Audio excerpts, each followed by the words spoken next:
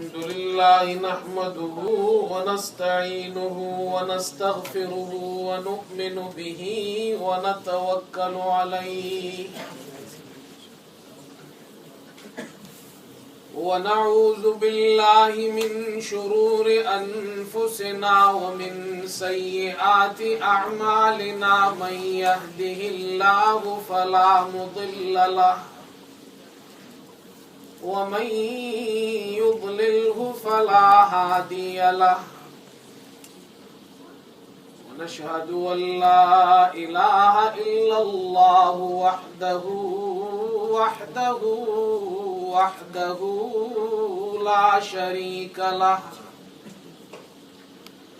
ونشهد أن سيدنا وحبيبنا ومولانا محمدا عبده ورسوله صلى الله تعالى على خير خلقه محمد وآله وأصحابه أجمعين أما بعد فأعوذ بالله من الشيطان الرجيم بسم الله الرحمن الرحيم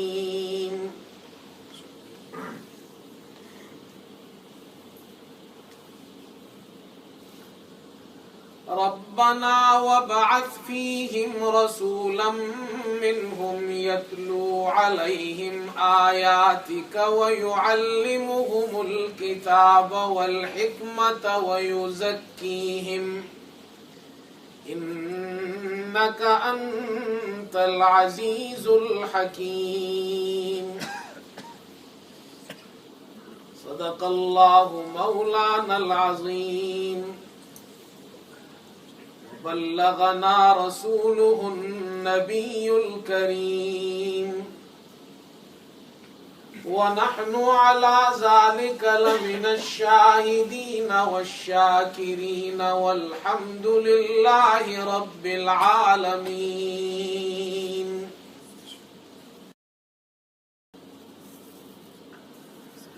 فرمایا کہ حضرت محمد مصطفیٰ بلغ العلا بکمالہ، حضرت محمد مصطفیٰ بلغ العلا بکمالہ، اندھیرا تھا اجلا ہوا کشف الدجا بجمالہ،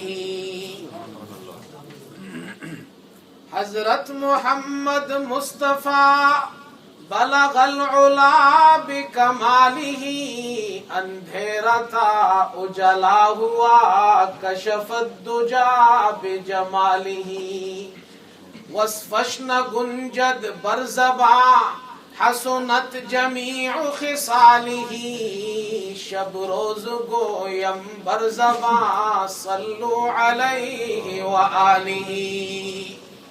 درود شریف پڑھتے ہیں۔ اللهم صل على سيدنا مولانا محمد وعلى آل سيدنا مولانا محمد۔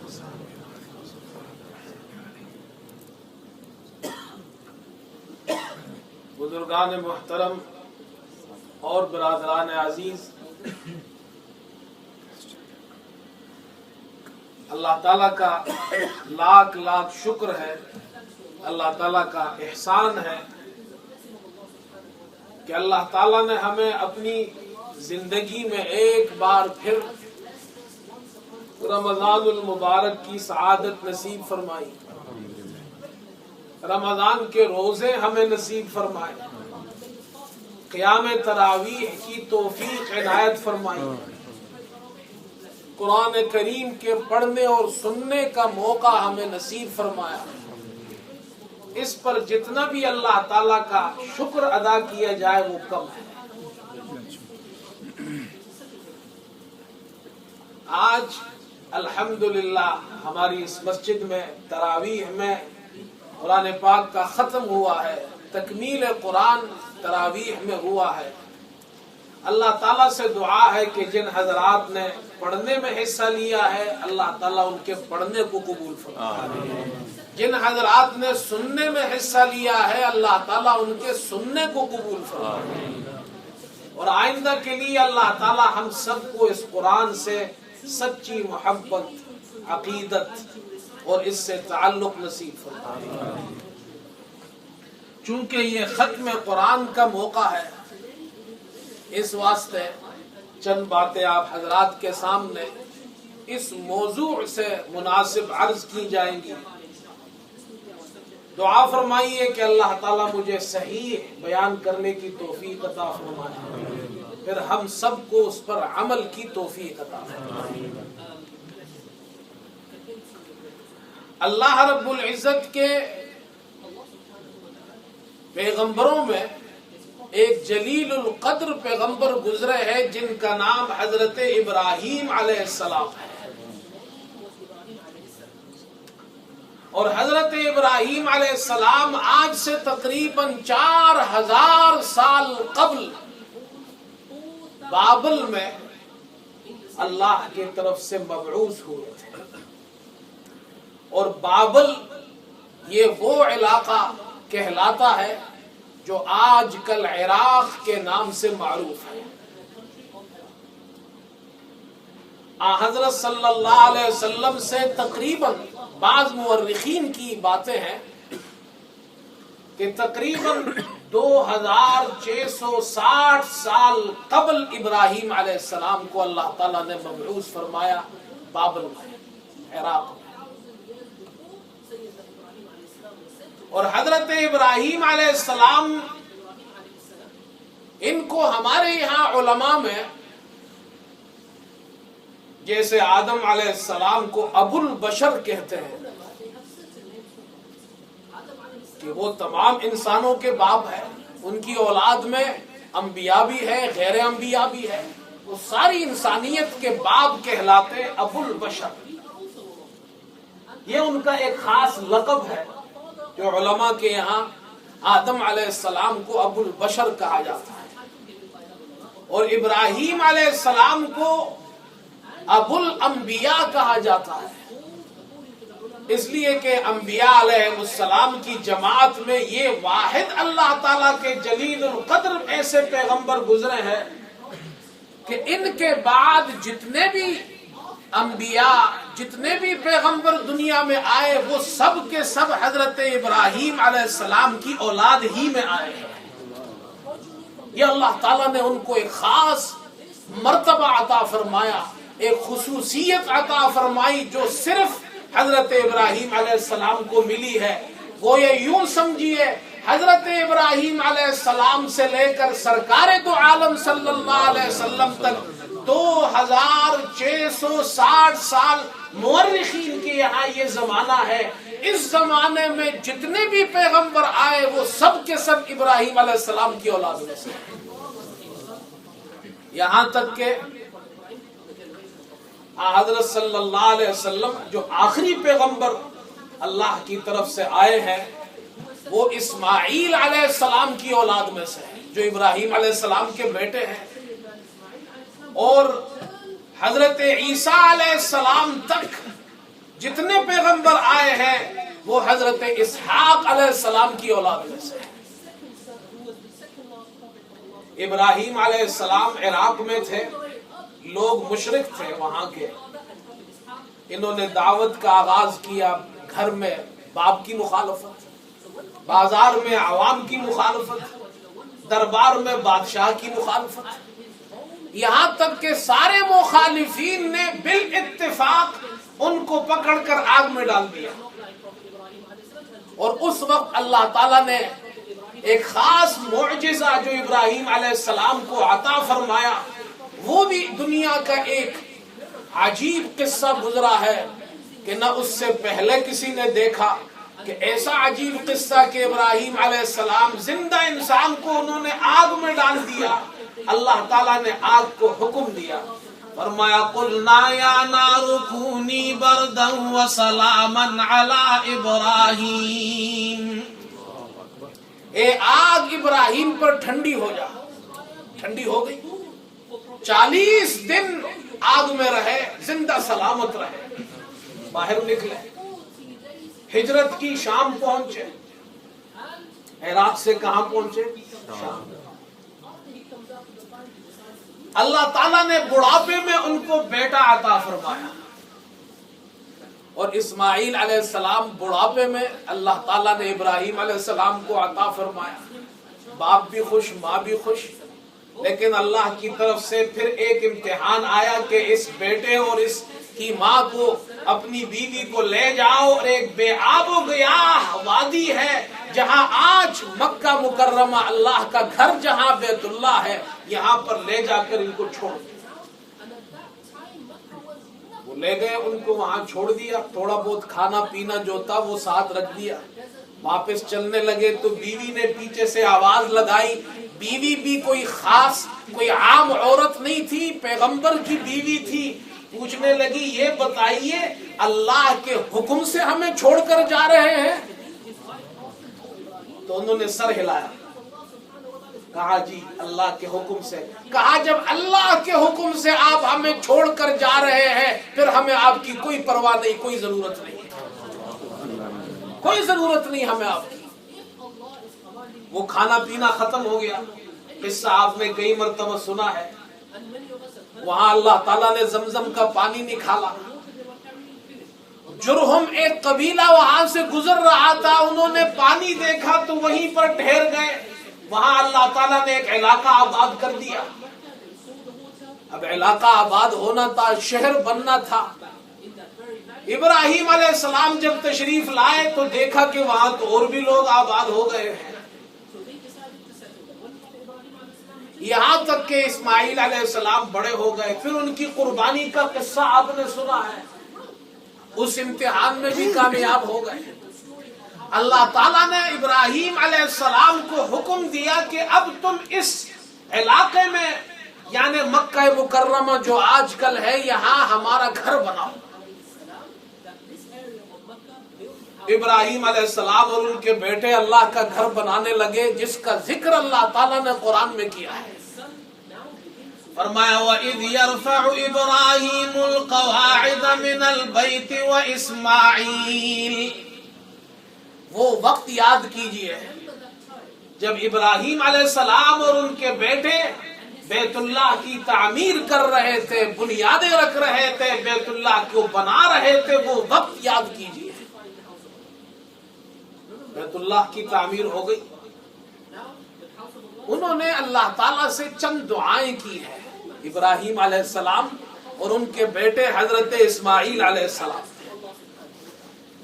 اور ان دعاؤں میں سے ایک دعا انہوں نے یہ کی، فرمایا ربنا تقبل منا انک انت السمیع العلیم. اے اللہ ہماری اس محنت کو قبول فرمائیے جو ہم نے آپ کا گھر بنایا ہے. پھر دوسری دعا کی، ربنا واجعلنا مسلمین لک ومن ذریتنا امة مسلمة لک. اللہ ہمیں بھی اپنا فرما بردار بنائیے، اور ہماری اور میری اولاد میں سے، ہماری اولاد میں سے ایک امت ایسی بنائیے کہ وہ بھی آپ کی فرما بردار ہو. آج سے کتنے سال پہلے؟ 4000 سال پہلے ابو الانبیاء ابراہیم علیہ السلام اللہ تعالیٰ سے اپنی اولاد میں ایک امت مانگ رہے ہیں. وہ امت حضور پاک علیہ السلام کی امت ہے. یہ اللہ تعالیٰ سے مانگی گئی ہے یہ امت. اے اللہ میری اولاد میں، اے اللہ ایک امت بنا دیجئے جو آپ کی فرما بردار ہو. وہ امت تو ہے، پھر اس امت میں ایک پیغمبر بھی بھیج دیجئے جو انہی میں سے ہو. ربنا وابعث فیہم رسولا منہم یتلو علیہم آیاتک ویعلمہم الکتاب والحکمت ویزکیہم. اس آخری امت میں آخری پیغمبر بھیج دیجئے جو جناب محمد الرسول اللہ صلی اللہ علیہ وسلم ہے.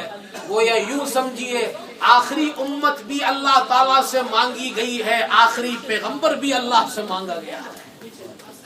ابراہیم علیہ السلام نے آخری امت بھی مانگی ہے، آخری پیغمبر بھی مانگا ہے۔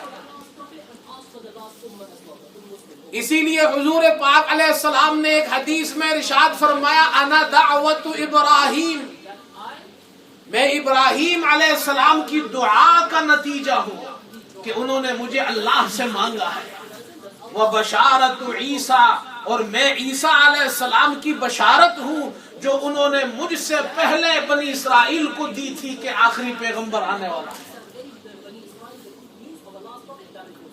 جب آخری امت میں اللہ تعالیٰ نے آخری پیغمبر بھیج دیا تو اس پیغمبر کو کیا کام کرنے ہیں؟ وہ کام بھی ابراہیم علیہ السلام نے اس پیغمبر اور اس آخری امت کے آنے سے 2660 سال پہلے اللہ سے مانگے ہیں۔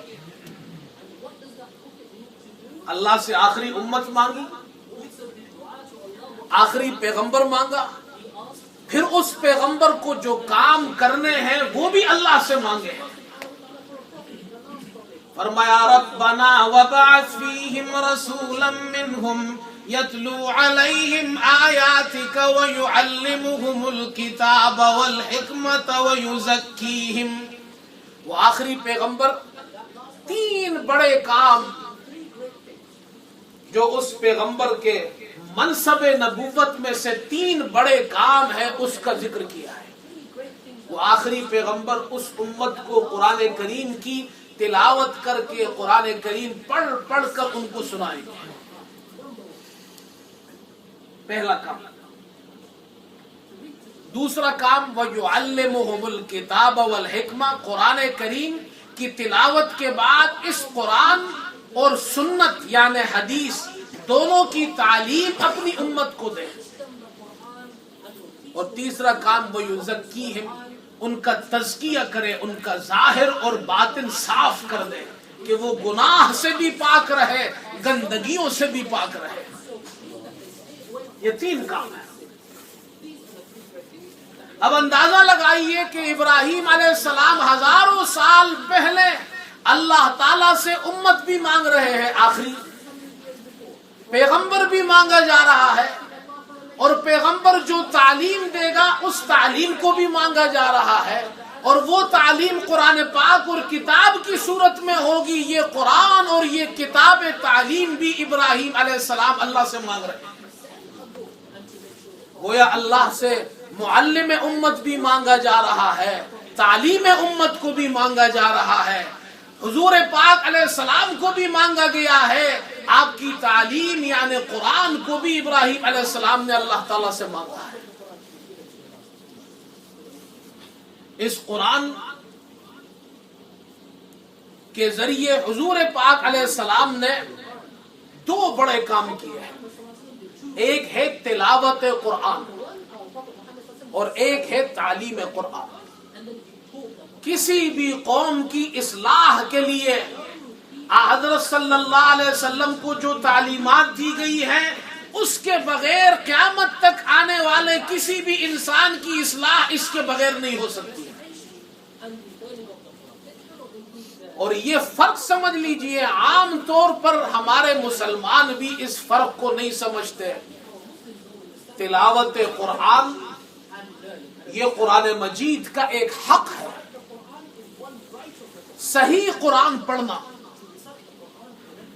بعض لوگ یہ کہتے ہیں غیر مسلم تو اگر سوال کرے تو ان بیچاروں کو تو پتہ نہیں تلاوت قرآن کسے کہتے ہیں، لیکن ہمارے اپنے مسلمان یہ سوال کرتے ہیں کہ جی بغیر سمجھے قرآن پڑھنے کا کیا فائدہ ہے؟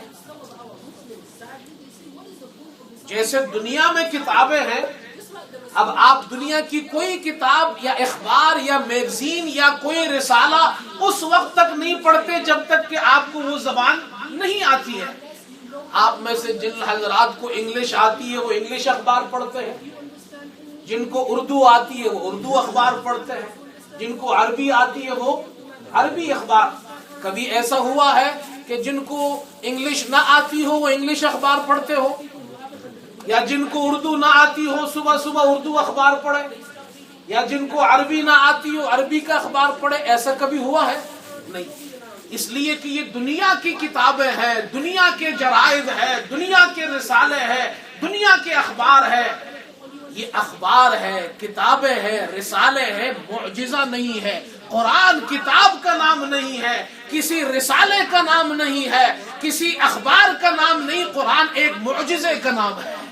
ایسی کتاب، دنیا کی واحد کتاب کہ دنیا کے لاکھوں ملینز افراد دنیا میں عربی نہیں جانتے، پھر بھی قرآن عربوں سے زیادہ اچھا پڑھتے ہیں۔ یہ معجزے کی کتاب ہے۔ یہ فرق سمجھ لو۔ مجھے انگلش نہیں آتی تو میں انگلش کی کتاب نہیں پڑھتا، مجھے عربی نہیں آتی عربی کی کتاب نہیں پڑھتا، اردو نہیں آتی، لیکن قربان جائیے اللہ تعالیٰ نے ایک ایسی کتاب بھیجی ہے، مجھے عربی کا ایک لفظ سمجھ میں نہیں آتا لیکن میں پڑھ لیتا ہوں۔ ہمارے بچے پڑھ لیتے ہیں۔ بہت بڑا شیخ کڑا ہے جو عربی زبان کا ماہر ہے، قرآن کا حافظ ہے، قرآن پڑھتا ہے، ایک زبر کی غلطی کرتا ہے، پیچھے ایک چھوٹا سا بچہ جو عربی نہیں جانتا لیکن قرآن اسے یاد ہے، فوراً اس شیخ کو ٹوکتا ہے، تو نے یہ غلطی کی۔ دنیا میں تم ایسی کوئی کتاب دکھا سکتے ہو؟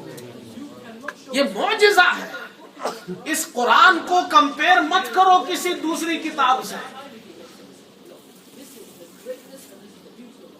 کچھ سالوں پہلے یہاں ایک صاحب آئے تھے جو بہت ہی بڑی عمر کے تھے اور ہندوستان میں رہے تھے، اردو بڑی اچھی بولتے تھے وہ برطانوی انگلش تھے، لیکن اردو ان کی اتنی اچھی تھی کہ ان کو علامہ اقبال کی شاعری بھی آتی تھی، غالب بھی ان کو، اور جناب اردو فصیح اردو، ایسا لگتا تھا کہ جناب یہ کوئی انگلش نہیں بلکہ کوئی جناب ہندوستان دہلی سے اٹھ کر آئے ہیں، اتنی عمدہ اردو۔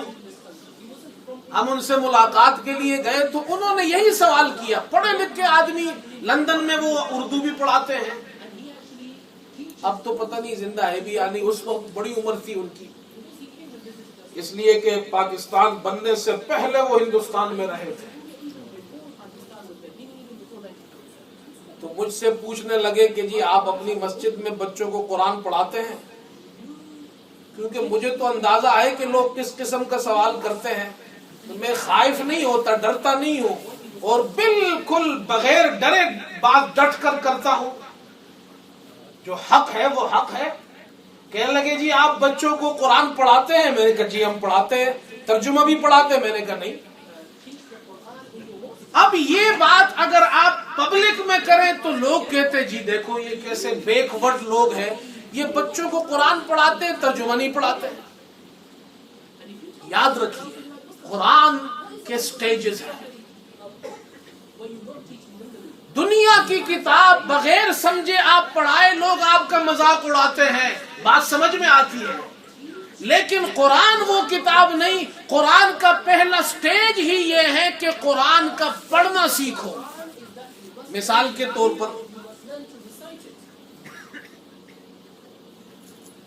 ایک آدمی عربی زبان جانتا ہے لیکن قرآن وہ پڑھتا ہے غلط پڑھتا ہے، تو کیا صرف جاننا کافی ہے؟ عربی اس کو آتی ہے لیکن قرآن غلط پڑھتا ہے، تو کیا قرآن کا جاننا کافی ہے؟ نہیں۔ قرآن کا پہلا حق یہ ہے کہ قرآن کا تلفظ ٹھیک کرو، چاہے تمہیں سمجھ میں آئے یا نہ آئے، یہ بات کی بات ہے سمجھنا۔ پہلا کام یہ ہے کہ قرآن کا پڑھنا ٹھیک کرو۔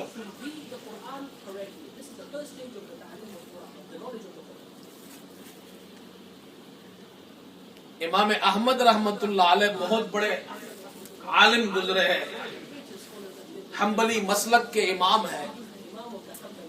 ان کے بارے میں ایک واقعہ نقل کیا ہے کہ انہوں نے خواب میں ان کو اللہ تعالیٰ سے ملاقات ہوئی، تو انہوں نے خواب میں اللہ تعالیٰ سے پوچھا، اے اللہ ایسا کون سا عمل ہے جس کے ذریعے آپ کا مسلمان نیک بندہ آپ سے قرب حاصل کرے؟ اللہ تعالیٰ نے امام احمد رحمت اللہ علیہ کو جواب دیا کہ جو بھی میرا بندہ میرا قرب حاصل کرنا چاہتا ہے وہ قرآن پڑھے۔ تو امام احمد نے پھر سوال کیا کہ بفہمن او بلا فہمن، سمجھ کر پڑھے یا بغیر سمجھ کے پڑھے؟ یعنی اگر سمجھ کر پڑھے گا تو آپ کا قرب ملے گا، بغیر سمجھے پڑھے گا تو نہیں ملے گا۔ اللہ نے جواب دیا چاہے سمجھ کر پڑھے چاہے بلا سمجھ کر پڑھے، جو بھی پڑھے گا میرا قریب ہو جائے گا۔ یہ قرآن کا حق ہے۔ قرآن کو عام کتاب کی طرح کتاب مت سمجھو۔ قرآن کا پہلا حق یہ ہے تم قرآن کو اس کی ادائیگی، اس کا تلفظ ٹھیک کرو، چاہے تمہیں سمجھ میں آتا ہو۔ صرف سمجھ میں آنا کافی نہیں۔ اگر قرآن کا صرف سمجھنا کافی ہے تو ابو جہل کو جتنی اچھی عربی آتی تھی آج کل کے عربوں کو بھی نہیں آتی۔ ابو لہب کو جتنی اچھی عربی آتی تھی آج کل کے عربوں کو بھی نہیں آتی۔ وہ قرآن سنتے بھی تھے۔ رات کو حضور پاک علیہ الصلوۃ والسلام جب قرآن پڑھتے تھے تو یہ مشرکین چھپ چھپ کر گھروں سے نکل آتے تھے۔ ابو جہل آ رہا ہے، یہاں سے دوسرا سردار آ رہا ہے، وہاں سے تیسرا آ رہا ہے، کسی کو پتہ نہ چلے، کیونکہ قرآن کے پڑھنے میں بھی جو چاشنی ہے، جو لذت ہے، وہ کسی اور کتاب میں نہیں۔ تو چھپ چھپ کر آتے تھے قرآن سننے کے لیے اور قرآن کو سمجھتے تھے۔ جب صبح ہوتی تھی واپس جاتے تھے صبح کے قریب تو ایک دوسرے کو دیکھ کر پوچھتے تم کیا کرنے آئے ہو؟ اب ہر آدمی سر جھکائے، جی وہ میں ایسے ہی یہاں سے گزر رہا تھا، بہانے بناتا ہے۔ کہتا اچھا کل کوئی بھی نہیں آئے گا، دوسرے دن پھر آ جاتے تھے۔ معلوم ہوا قرآن کے پڑھنے میں بھی اللہ تعالیٰ نے ایک لذت رکھی ہے۔ سمجھنا دوسرا سٹیج ہے، قرآن کو صحیح پڑھنا پہلا درجہ ہے۔ اس لیے حضور پاک علیہ الصلوۃ والسلام نے ایسی حدیثیں آپ کو ملیں گی جس میں آپ نے ارشاد فرمایا، ایک حدیث میں فرمایا من قرأ حرفا من کتاب اللہ فلہ بہ حسنہ والحسنة بعشر امثالها لا اقول الف لام میم حرف، الف حرف لام حرف ومیم حرف۔ جو قرآن کریم کا ایک حرف پڑھتا ہے اس کو 10 نیکیاں ملتی ہے۔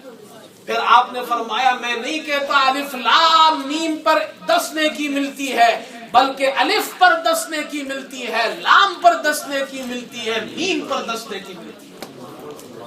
اب اس حدیث میں غور فرمائے، حضور پاک علیہ الصلوۃ والسلام نے جو قرآن کریم کی آیت مثال کے طور پر پیش کی ہے وہ الف لام میم ہے، اور دنیا میں بڑا سے بڑا عالم ہو اس کو الف لام میم کا مطلب نہیں آتا۔ آتا ہے کسی کو؟ بڑے سے بڑا عالم ہو، امام ابو حنیفہ کو بھی نہیں آتا تھا الف لام میم کا مطلب، امام شافعی کو بھی نہیں آتا تھا، صحابہ کو بھی نہیں آتا تھا۔ بڑے سے بڑا عالم ہو الف لام میم اس کو، اور اگر آپ جناب یہ اعتراض کرتے ہیں کہ بغیر سمجھے قرآن پڑھنے کا فائدہ نہیں، تو حضور تو بتلا رہے الف پر بھی 10 نیکی مل رہی ہے، لام پر بھی 10 نیکی مل رہی ہے، میم پر بھی 10 نیکی مل رہی ہے۔ معلوم ہوا بغیر سمجھے قرآن پڑھنے پر بھی ثواب ملتا ہے۔ اس لیے یہ سوال جو آج کل عام طور پر مسلمان، اور آپ نے دیکھا ہوگا اغیار تو چھوڑیے، ہمارے اپنے گھر کا حال یہ ہے کہ مسلمان چینلز والے جب مساجد کو دکھاتے ہیں، مدارس کو دکھاتے ہیں، بچوں کو دکھاتے ہیں، کہتے جی اس مسجد میں بچے قرآن پڑھ رہے ہیں، اس مدرسے میں بچے قرآن یاد کر رہے ہیں، پھر بچے بیٹھے ہوئے ہیں اور وہ جناب سب لگے ہوئے ہیں قرآن یاد کرنے میں۔ وہ چینل میں اپنے مسلمانوں کی بات کر رہا ہوں، وہ ٹیلی کاسٹ کرتے ہیں اور آخر میں اتنا جناب کیا ہے فساد کے لیے یہ جملہ لگا دیتے ہیں، جی یہ قرآن تو پڑھتے ہیں، پڑھاتے ہیں، یاد کرتے ہیں، لیکن بغیر میننگ کے۔ اس کا مطلب کیا ہوا؟ تمہیں آگ لگی ہے کہ دنیا میں جو لوگ قرآن مجید یاد کر رہے ہیں یہ یاد کرنا فضول ہے بغیر میننگ کے؟ یاد رکھیے اللہ تعالیٰ نے دنیا میں قیامت تک کے لیے حفاظت قرآن کی ذمہ داری لی ہے، اس کا ذریعہ ان بچوں کو جو بغیر میننگ کے یاد کر رہے ان کو بنایا ہے.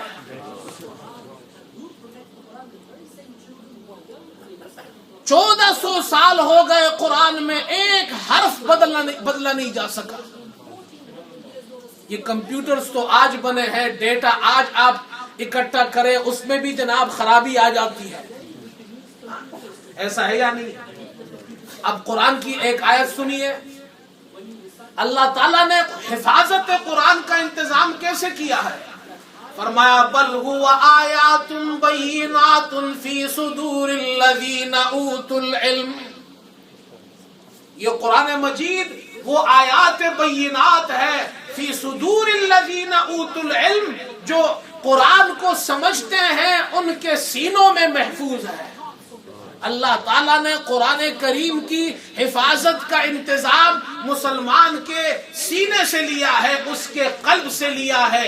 جب تک یہ بچے قرآن مجید حفظ کر رہے ہیں، خدا کی قسم کھا کر کہتا ہوں جتنی بھی کوشش کی جائے قرآن میں ایک حرف نہیں بدل سکتا ہے. یہ ہے بغیر میننگ کے قرآن یاد کرنے کا فائدہ.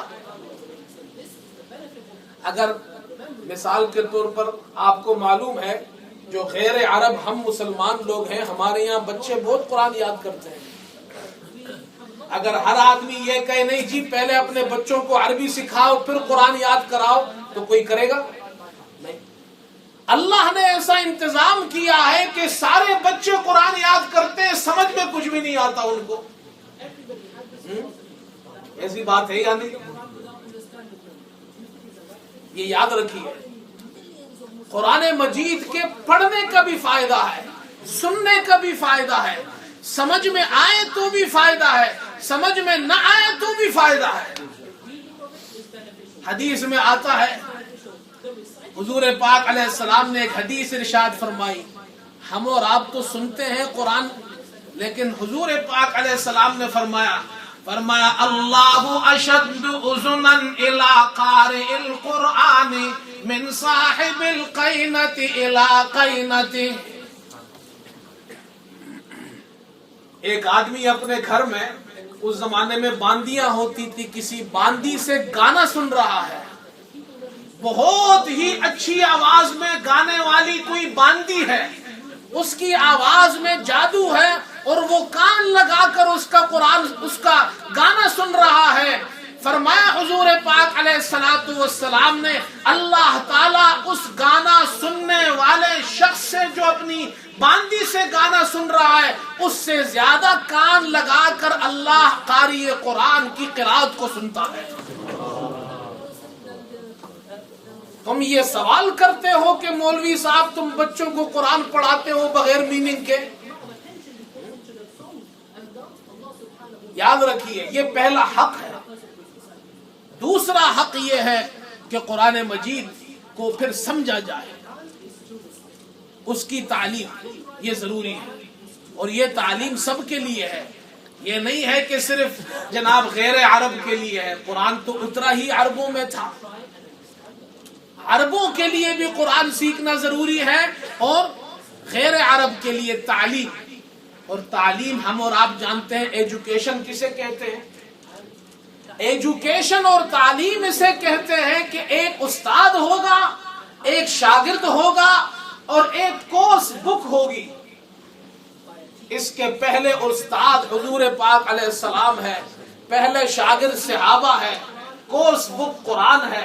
یہ سلسلہ وہاں سے چلتا آ رہا ہے. اس ترتیب پر 1400 سال میں جو قرآن سیکھتے ہیں ان کا تو سیکھنا ٹھیک ہے، لیکن اگر کوئی شخص اپنے طور پر قرآن کا مطالعہ کرتا ہے، ٹھیک ہے، بہت اچھی بات ہے، اس کی معلومات اچھی ہے، لیکن اس کو عالم قرآن نہیں کہہ سکتے آپ. مثال کے طور پر میں اگر اردو زبان میں یا عربی زبان میں یا انگریزی زبان میں انجینئرنگ کی کوئی کتاب بازار سے خرید لوں اور مجھے وہ زبان سمجھ میں آتی ہو اور میں اسے پڑھوں تو کیا میں انجینئر بن سکتا ہوں؟ بہت جلدی نہیں بولتے ہیں آپ لوگ یار. جب ہمارا نمبر آتا ہے تو بہت جلدی نہیں بولتے ہیں، اور جب آپ کا نمبر آتا ہے پھر نہیں بولتے. جب ہمارا نمبر آتا ہے ہم آپ کے کام میں مداخلت ابھی ہم نے کی بھی نہیں ہے، جب ہم آپ کے کام میں ذرا سی مداخلت کی کوشش کرتے ہیں تو آپ کہتے ہیں نہیں، اور جب آپ ہمارے کام میں مداخلت کرتے ہیں تو پھر آپ کو اچھا نہیں لگتا۔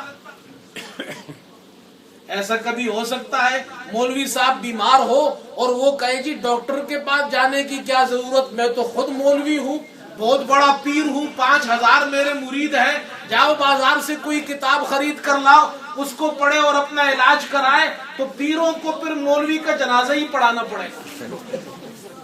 ایسا ہی ہوگا؟ ایسی بات ہے یا نہیں؟ اسی طرح میرے دوستو، آپ کی معلومات اچھی ہے، معلومات اور چیز ہے، عالم بننا اور چیز ہے۔ جیسے ایک عالم جو قرآن و حدیث کا عالم ہو وہ میڈیسن کا عالم نہیں ہوتا ہے، اسی طرح میڈیسن کا، انجینئرنگ کا عالم وہ قرآن و حدیث کا عالم نہیں کہلایا جا سکتا ہے۔ یہ سمجھیے، یہ دوسرا سٹیج ہے، اور تیسرا سٹیج ہے وہ اس پر عمل کرنا۔ اب ایک بات بتائیے، ایک آدمی قرآن سمجھتا ہے، عربی اس کی بہت اچھی ہے، لیکن وہ قرآن پڑھتا نہیں ہے اور قرآن پر عمل نہیں کرتا، اس کے سمجھنے کا فائدہ ہے؟ بولو بھائی، کوئی فائدہ ہے؟ کہ جی میں قرآن، مجھے معلوم ہے الف لام میم الحمد سے لے کر والناس تک ایک ایک لفظ کا مجھے ترجمہ آتا ہے، میں عربی زبان کا ادیب ہوں، میں نے عربی ادب پڑھی ہے، عربی زبان میں نہیں پڑھی ہے، عربی زبان کا پروفیسر ہوں، میں عربی زبان کا لیکچر دیتا ہوں، میں عربی زبان سکھاتا ہوں لوگوں کو۔ دنیا میں ایسے بہت سے عرب ہیں جو مسلمان بھی نہیں، لیکن نہ وہ قرآن کی تلاوت کرتا ہے نہ وہ قرآن پر عمل کرتا ہے، اس کا صرف سمجھنا کافی ہے؟ ایک مسلمان ہے جسے عربی سمجھ میں نہیں آتی لیکن وہ قرآن کی تلاوت کرتا ہے، اس پر عمل کرتا ہے، سمجھنے میں کمزور ہے لیکن عمل میں اور پڑھنے میں یقین جانیے وہ اس پروفیسر صاحب سے 1000 گنا اچھا ہے۔ یہ بات سمجھ لیجئے، یہ عام کتاب کی طرح کتاب نہیں ہے، اس کے پڑھنے میں فائدہ، سننے میں فائدہ، سمجھنے میں فائدہ، اور اس پر عمل کرنا۔ اگر عمل نہیں کیا، ابو جہل قرآن سمجھتا تھا لیکن قرآن پڑھتا نہیں تھا، تلاوت نہیں کرتا تھا، عمل نہیں کرتا تھا، ابو جہل کہلایا۔ بلال جو کالا حبشی، حبشہ کا رہنے والا، شکل صورت سے کالا اور جناب کیا ہے غلام تھا، لیکن یقین جانیے جب اس نے قرآن کی تلاوت کی، قرآن کو سمجھا، قرآن پر عمل کیا، صحابی رسول بنا۔ حضور پاک علیہ السلام نے فرمایا، اے بلال تم کون سا عمل کرتے ہو؟ میں نے کل رات جنت میں اپنے سے آگے تمہارے قدموں کی آہٹ سنی ہے۔ یہ وہی قرآن ہے جو بلال کو کہاں سے کہاں تک پہنچا دیتا ہے۔ اس واسطے میرے دوستو، جتنے لوگ یہاں بیٹھے ہیں، آج ایک تشکیل آپ کی میں کرتا ہوں۔ یہ تبلیغ والے تشکیل کرتے ہیں نا 3 دن کی، کبھی 10 دن کی، میں ذرا آسان سی تشکیل کر دیتا ہوں۔ آپ میں سے ہر آدمی، ہر مسلمان، چاہے وہ بچہ ہو، چاہے وہ جوان ہو، چاہے وہ بڑی عمر کا ہو، ہر مسلمان آج یہ پکا اللہ کے گھر میں ارادہ کرے کہ آج سے ہم قرآن کا جو پہلا حق ہے، قرآن کا صحیح پڑھنا، تلفظ کرنا، یہ ہم سیکھیں گے۔ بولو بھائی، ہاتھ کھڑا کرو۔ یہ سب کی ذمہ داری ہے۔ اس لیے آپ کو معلوم ہے قرآن غلط پڑھنے سے کیا نقصان ہوتا ہے۔ یہ جو ہمارے بچے ہیں نا، کبھی کبھی جب میں ان سے انگلش میں بات کرتا ہوں تو وہ میرا مذاق اڑاتے ہیں۔ ہم سب کے بچے ایسے ہی ہیں، جو ہمارے جیسے لوگ پاکستان سے آئے کہتے ہیں فریشی، کہتے ہیں یہ تم کیسی انگلش بولتے ہو۔ اب واقعی ہم فریشی ہیں اس لیے کہ ہماری زبان وہ نہیں، ہم یہاں پہ بروٹ اپ نہیں ہوئے ہیں۔ میں ایک مرتبہ کسی سے بات کرنے لگا، اب یہاں پہ پکی انگریزی میں اگر آپ کہیں گے تو آپ کہیں گے فوٹوگرافی، لیکن ہمارے پاکستانی انگلش میں فوٹوگرافی نہیں، ہم تو فوٹوگرافی کہتے ہیں۔ ہماری تو دیسی انگلش ہے، اب دیسی انگلش میں فوٹوگرافی ہے اور پکی انگلش میں فوٹوگرافی. اب فوٹوگرافی ہم نے تو سیکھی نہیں ہے. اب جب ہم اس طرح نہیں کہتے تو مذاق اڑاتے ہیں, تو ہم ان سے کہتے ہیں اچھا ذرا سورہ فاتحہ سناؤ. پھر پتہ چلتا ہے تم کتنے فریشی ہو. بات سمجھ میں آئی؟ فوٹوگرافی کہنے سے کوئی گناہ نہیں ہوگا, یا فوٹوگرافی کہنے سے کوئی گناہ نہیں ہوگا, لیکن یاد رکھیے 40 سال گزر گئے, 50 سال گزر گئے, نماز پڑھتے الحمدللہ رب العالمین. یہ کون سا قرآن ہے؟ یہ وہ قرآن نہیں جو جبریل لے کر آیا تھا. اور میں تو, آپ لوگ تو اپنے ہیں اس لیے مجھے معلوم ہے آپ ناراض نہیں ہوتے ہیں. ناراض ہو بھی جائے تو کیا ہوگا. اس میں ذرا پانی دے دیں. ہمارے ایک استاد تھے تو وہ ہمیں نحو پڑھاتے تھے. وہ کہتے تھے کہ جی ناراض تو نہیں ہوں گے, تو ہم کہتے تھے نہیں. پھر وہ کہتے ناراض ہو بھی جاؤ تو کیا کر لو گے. تو ہم کہتے تھے واقعی اگر ناراض ہو بھی جائے تو آپ کا کیا بگاڑ سکتے, آپ استاد ہیں. تو بات یہ ہے, ہم جو, میں اکثر آپ لوگوں سے پہلے بھی میں نے یہ شیئر کیا ہے, ہم لوگ خاص طور پر پاکستانی لوگ, ہم انسانوں کو چھوڑیے, ہم نے فرشتوں کو بھی نہیں بخشا ہے. فرشتے بھی پریشان ہیں ہم سے. یہ فرشتے کیسے پریشان ہیں مولوی صاحب؟ ہم نے فرشتوں کو, کہ میں نے کہا ہم اور آپ صبح اور شام 5 مرتبہ فرشتوں کو تنگ کرتے ہیں. یہ جو فرشتے یہاں بیٹھے ہیں نا, جب ہم نماز پڑھتے ہیں, جو بھی کام کرتے ہیں, لکھتے ہیں. اب ہم قرآن پڑھ رہے ہیں الحمدللہ رب العالمین, یہ فرشتے حیران ہوتے ہیں ہم لکھے کیا. اس لیے کہ یہ تو وہ قرآن نہیں جو اللہ نے اتارا ہے. اب آپ بتائیے, انسان تو چھوڑیے, ہم نے فرشتوں کو بھی نہیں بخشا ہے. ہر وقت فجر کی نماز میں فرشتہ پریشان, ظہر میں پریشان, ہم لکھے کیا.